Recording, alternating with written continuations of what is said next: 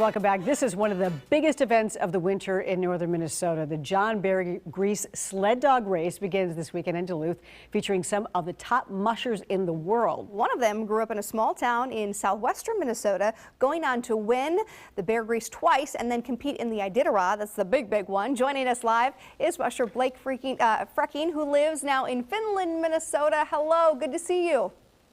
Good to see you. Thanks for having me. Yeah, okay, so let's talk about this. It starts on Sunday. Tell us a little bit about the race if people aren't familiar with it. It starts on Sunday at Billy's Bar on the north end of Duluth. I believe it starts at 10 o'clock. We'll be here on Saturday. Folks can visit and see vet checks and some of the preliminary stuff that's going on. But the actual race start is Sunday at 10, and the finish should be Tuesday evening, late afternoon in Grand Portage. Okay. All right. Now we know that it's been very cold and weather conditions can impact the course. So how do you handle the temperatures, the snow and the ice, and how do you prepare for this? So, preparations, I guess I'll start with staying warm and dealing with conditions. So us personally, we use clothing manufactured in Ely, Minnesota, wintergreen northern wear. Love it. In many cases, it is a case of staying warm. In other cases, it's just being tolerant of the cold, I guess, when it starts getting down to minus 20 and minus 30. As far as preparations for the race, and the dogs, especially our dogs, are very well adapted to really cold temperatures. In fact, they prefer, if we had a race in minus 20 to minus 30, they would love it. Wow. Are these all Huskies? Is it a mix? What type of breed? Can you tell us a little bit about your 12 dogs? You have 12, right? Yes, so I'll be running 12 and my wife will be running 12. And we'll have one of the few teams in the race that are purebred Siberian Huskies. So they're kind of the typical breed you think of when you think of sled dogs. And a lot of the teams will be of a crossbreed called the Alaskan Husky, which is it's a hybrid thoroughbred of sled dogs, essentially. Now you mentioned your wife. She is also competing this race, so you go up against her. Is that right? Yes, that's true. We've competed together a lot. What's that like at home afterwards? It's always interesting. And usually this time of year, it doesn't seem to be happening right now quite, but usually the few days before the race, there's always a few dog swaps and things going on that way. So tell us how you got to this point. Obviously, you're from here, but how did you get into this racing, and how did you realize, this is what I want to do?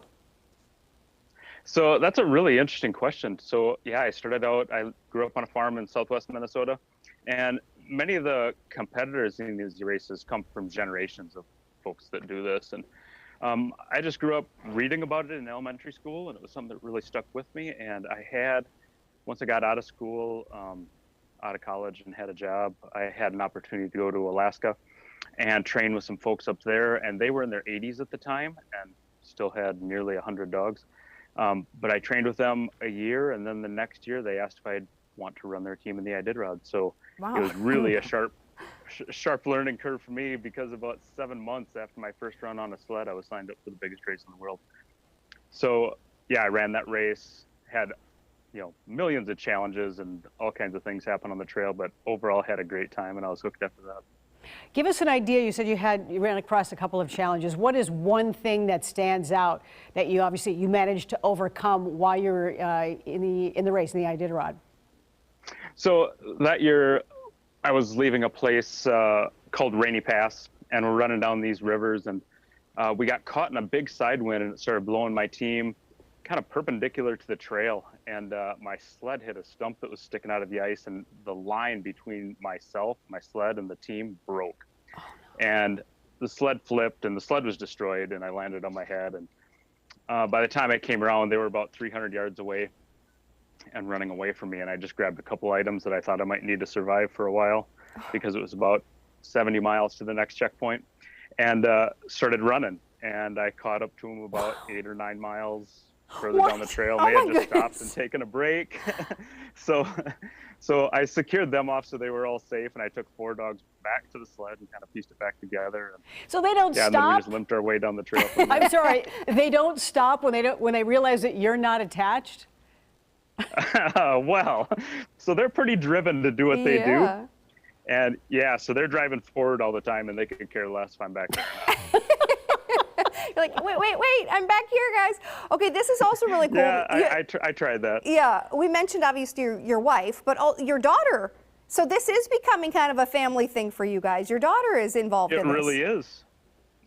2 daughters. So last weekend was the Beargrease Cub Run race, and that's a race for kids 14 and under, and it's just a fun little event, and it's a great time for the kids.